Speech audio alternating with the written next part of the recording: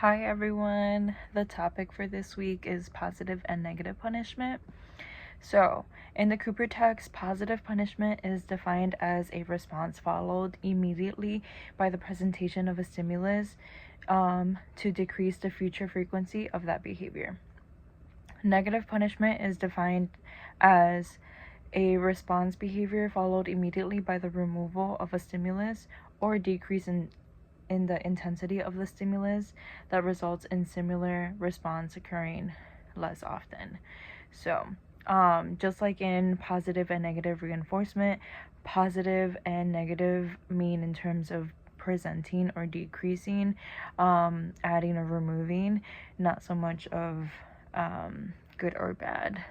So, an example of positive punishment would be when a child engages in biting and you tell them no biting, you giving the child a verbal reprimand, such as no biting, would be the stimulus presented to the child. So, with the hopes of the behavior of biting to decrease. An example of negative punishment would be if you are running session with a child and you prompt them to complete a room checklist. Like, the checklist could be clean bed, put books away, and pick up shoes or something.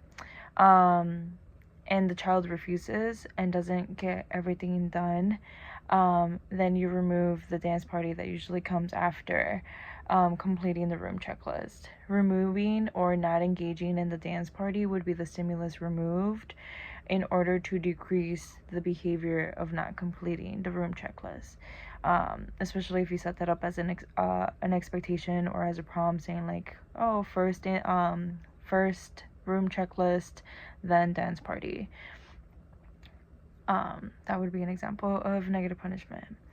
Both positive and negative punishment can be used to decrease the future occurrence of aversive behaviors like biting, scratching, hitting. Usually these behaviors can be redirected to others that are more appropriate depending on the reasoning or the purpose. Like if we're scratching in order to gain someone's attention, then we can redirect to tap instead of scratching. We also see and or live positive and negative punishment in terms of keeping ourselves organized, or at least I'd like to think.